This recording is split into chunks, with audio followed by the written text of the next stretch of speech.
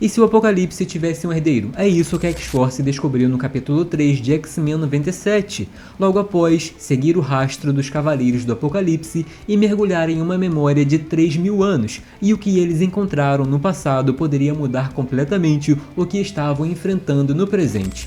Anteriormente, Psylocke conversava com Mancha Solar e Jubileu, explicando que os inimigos deles atacavam para matar e que se eles não estivessem preparados para isso, talvez não estivessem preparados para a X-Force. Então o Cable mostrou imagens para eles e explicou que precisavam de um rastreador e um verdadeiro cão de caça. Jubileu percebeu imediatamente de quem estavam falando: Caliban. O objetivo era encontrar o Caliban e usar os poderes dele para rastrear os Cavaleiros do Apocalipse. A X-Force chegou aos esgotos e acabou sendo emboscada por outros mutantes que estavam escondidos no local. Depois da luta, Psylocke usou seus poderes para arrancar informações da mente do Caliban, conseguindo descobrir os locais dos alvos, e então a história cortou para Madripoor. Na cidade acontecia um grande leilão clandestino. O homem responsável pela apresentação dizia que sabia que aquelas pessoas estavam ansiosas por um rodeio de verdade e que detestava fazê-las esperar, mas que na Legacy House eles se orgulhavam de oferecer uma sensação de conforto à moda antiga. Dentro daquelas finas paredes douradas estavam assassinos frios, chefões do crime implacáveis e manipuladores de bebida moralmente falidos. Todos tratados como uma família, e ele estava muito animado para ser o comerciante daquela noite. Depois de garantir que todas as estrelas ninjas e foguetes de garrafa haviam sido guardados em segurança, ele começou a apresentar os itens do leilão. Entre os objetos estavam uma maleta de armadura do Homem de Ferro, um planador do Duende Verde e sapatos tamanho 48 recém-saídos dos pés do Hulk. O apresentador então continuou dizendo que, como todos sabiam, os mutantes eram uma mercadoria especialmente valiosa depois do dia I. Porém, antes que pudesse continuar, um garçom interrompeu uma mulher e pediu para que aquela senhora mostrasse seu convite. A mulher estava usando um capuz, ela simplesmente tocou no garçom e imediatamente ele começou a agonizar com as veias ficando evidentes pelo corpo antes de cair. Ela perguntou o que havia de errado com ele e se não estava se sentindo muito bem. O homem que apresentava o leilão olhou assustado e perguntou o que estava acontecendo. Então a mulher começou a tocar outras pessoas, fazendo com que elas também agonizassem, e finalmente revelou quem era. Ela disse que era a peste e a doença, e que não permitiria que aquilo que era seu por direito fosse arrancado. Naquele momento, ela percebeu que estava sendo atacada. Cable apareceu e o homem que apresentava o leilão percebeu que aquilo parecia algum tipo de conflito interno. Ele decidiu que era melhor sair dali, mas Psylocke também apareceu. Jubileu surgiu junto com Mancha Solar e disse que só porque aquelas pessoas eram mais, isso não significava que não pudessem evacuar de forma ordenada. Roberto então perguntou se eles realmente estavam ajudando aquelas pessoas, porque achava que alguns eram terroristas internacionais ou alguma coisa assim. Jubileu respondeu para ele não tocar neles e ainda brincou dizendo que esperava que o MODOK tivesse um bom plano de saúde. Foi então que Arcanjo apareceu diante da mulher. Ela era a Pestilência, uma das Cavaleiras do Apocalipse. Ela percebeu que as lâminas que a atacavam vinham das asas do Arcanjo e continuou dizendo que Sifome achava que poderia ganhar o favor de seu temido senhor. Antes dela, aquele saco de pele e ossos descobriria novas profundezas de doenças. Psylocke, segurando o homem responsável pelo leilão, olhou para o Cable e perguntou sobre o que a portadora da peste estava falando. Os cavaleiros não estavam mais do mesmo lado? Cable respondeu que aquilo não importava. Se Pestilência queria aquela coisa, eles iriam pegá-la. Ela era apenas um obstáculo no caminho deles para encontrar o Guerra. Então Cable ordenou que Arcanjo encerrasse aquilo. Pestilência tentou avançar contra Arcanjo e disse que iria apodrecê-lo de dentro para fora. Arcanjo fechou as asas e quando abriu novamente, lançou Pestilência para longe. Mancha Solar olhou para aquilo e disse que tinha sido brutal. Pestilência acabou desmaiando e Jubileu lembrou que os cavaleiros não eram exatamente um grupo de pôneis em miniatura. Ela perguntou o que aconteceria com Pestilência, porque eles não poderiam simplesmente deixá-la ali. Afinal, seus poderes poderiam infectar toda a Madripoor. Cable respondeu que Arcanjo entraria em contato com as autoridades locais e então ordenou que a X-Force seguisse em frente. Em seguida, sobre o Oceano Pacífico, Psylocke examinava a Opala recuperada no leilão. O leiloeiro havia dito que aquela pedra tinha sido saqueada de um túmulo do Apocalipse, mas Psylocke acreditava que ele havia subestimado completamente sua importância. Aquilo não era apenas uma pedra polida, era a Opala de Ozymandias.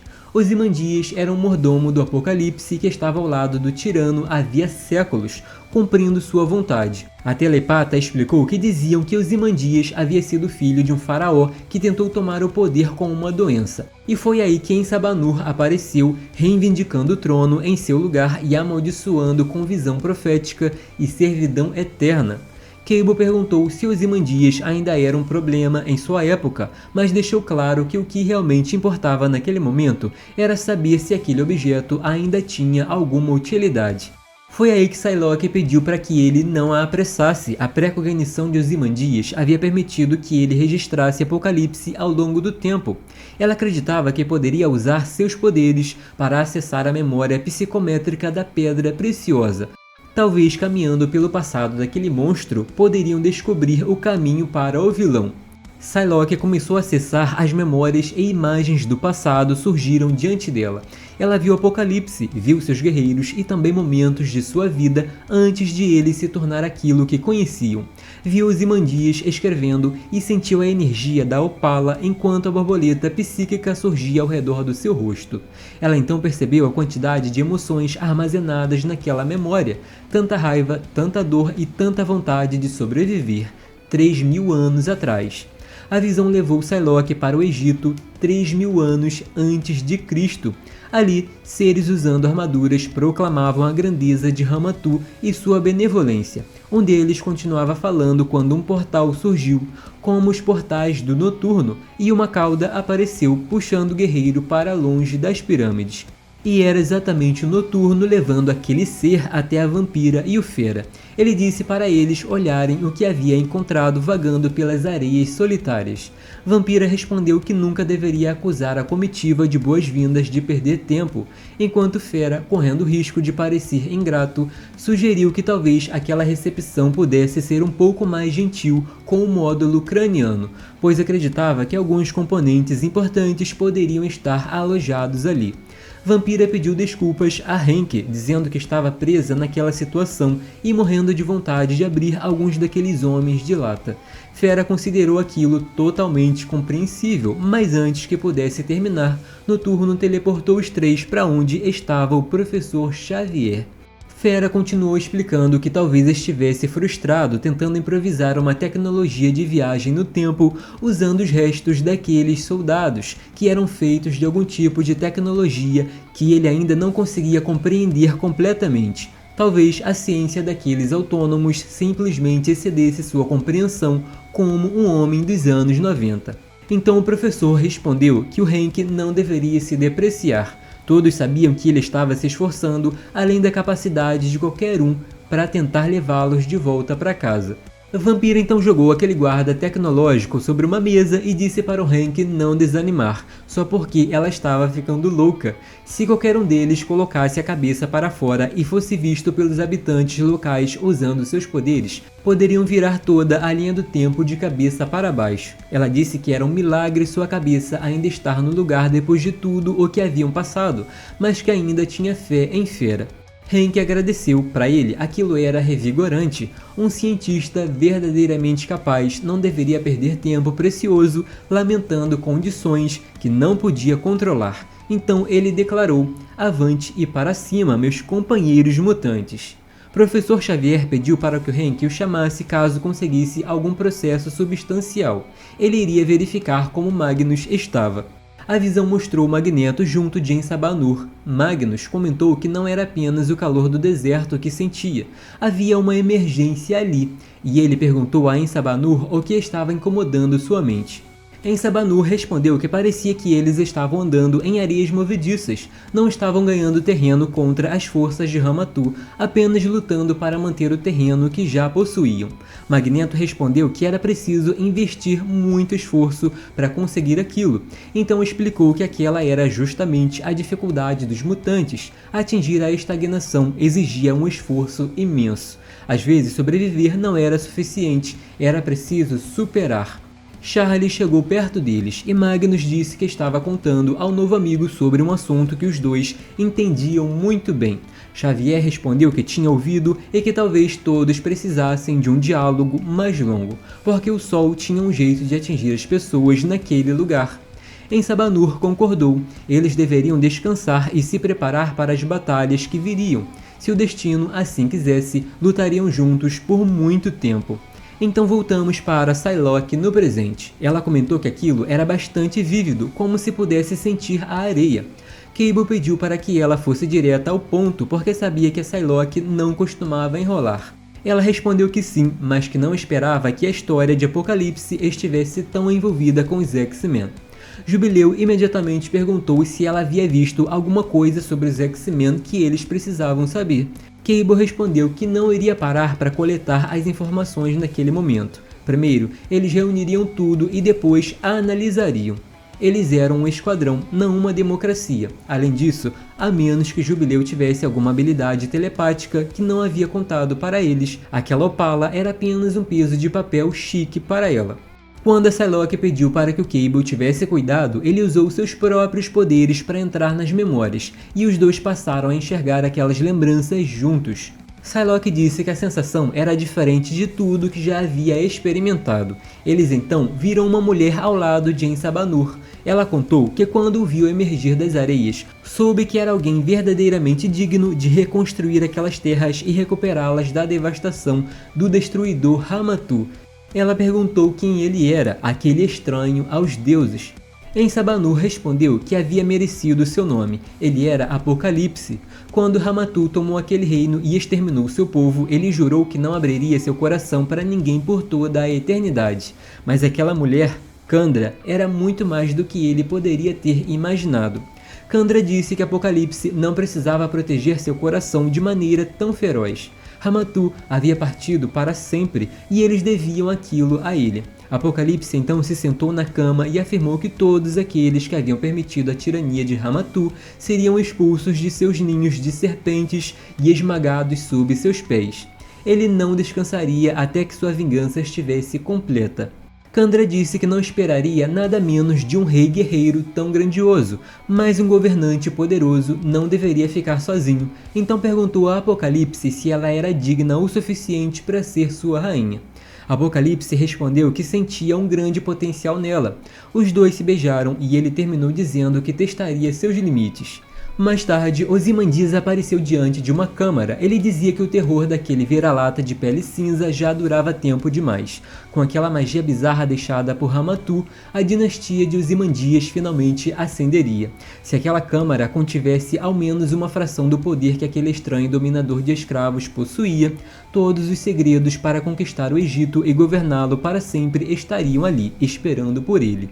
Foi nesse momento que Apocalipse apareceu. Ele agradeceu a Ozymandias, dizendo que sua ambição descarada o havia levado até um dos últimos vestígios do poder de Hama-Thu. Agora ele poderia garantir que aquele homem jamais voltaria a ter poder sobre todos eles. O vilão afirmou que reconstruiria e restauraria sua imagem como um rei e faria de Ozymandias uma recompensa por seu grande serviço. Ozymandias buscava domínio sobre a eternidade, mas era fraco, assim como Hama-Thu havia sido. Ozymandias foi pego de surpresa. Apocalipse então arrancou a pedra da testa dele e declarou que ele deveria testemunhar aquilo, observar todo o tempo de uma só vez, nas mãos do próprio Apocalipse. Em outro momento do passado, Psylocke e Cable viram um homem caminhando. Ele dizia que havia viajado longe demais para falhar em sua missão. Então outra pessoa apareceu perguntando se ele estava disposto a arriscar a própria vida para provar sua ambição e se tornar um dos mais fortes. O homem respondeu que sim. Uma enorme rocha caiu diante dele. A pessoa ordenou que ele provasse. O homem então usou sua telecinese para destruir a pedra e ficou assustado com aquilo que estava acontecendo, ou seja, nós estamos falando do Êxodos. E foi quando Apocalipse apareceu atrás dele, revelando a lição mais importante: sobreviver não era suficiente, era preciso superar. No presente, Cable ainda segurava a pedra e tentava encontrar alguma coisa que pudesse ajudá-los. Ele perguntou onde Apocalipse estava. Então uma voz telepática o alertou. Ele precisava tomar cuidado, porque Apocalipse poderia sentir a presença deles. Cable continuou observando as memórias e viu Apocalipse diante de Ozymandias. O vilão perguntou se ele havia esquecido seu lugar e se ousava sugerir tanta heresia. Ele então acertou Ozymandias com uma cotovelada, que por sua vez explicou que não estava falando de um substituto ou de um sucessor. As visões haviam deixado claro para ele que o Apocalipse precisaria de um recipiente forte o bastante para conter o seu poder, em vez de simplesmente descartar aquela possibilidade tão rara. Talvez gerar um filho fosse um plano mais vantajoso. Apocalipse perguntou quem poderia ascender a honra de gerar seu filho. Foi nesse momento que a memória se tornou mais intensa. Cable e Psylocke agonizaram diante da quantidade de informações e a pedra acabou escapando das mãos deles. As visões foram interrompidas. Arcanjo ajudou Psylocke a se levantar e disse para ela não ter pressa. Ela respondeu que aquilo não poderia ter acontecido sem que ninguém soubesse. Se Apocalipse realmente tivesse um filho, eles teriam ouvido falar disso. Alguém teria revelado sua existência. Cable tentou afastar Mancha Solar, mas Roberto brincou perguntando se Apocalipse havia inventado um Game Boy colorido ou alguma coisa assim. Jubileu imediatamente pediu para que ele mantivesse o foco no assunto e perguntou o que Psylocke havia visto que tinha deixado a ninja tão abalada. Eles haviam descoberto porque a pestilência estava fazendo aquela busca e porque ela estava tão preocupada que Fome encontrasse aquilo primeiro. Ou seja, os X-Men e a X-Force deveriam criar planos de contingência para enfrentar um tirano quase imortal, mas se não agissem rápido, talvez precisassem se preocupar com algo ainda maior, o herdeiro do Apocalipse.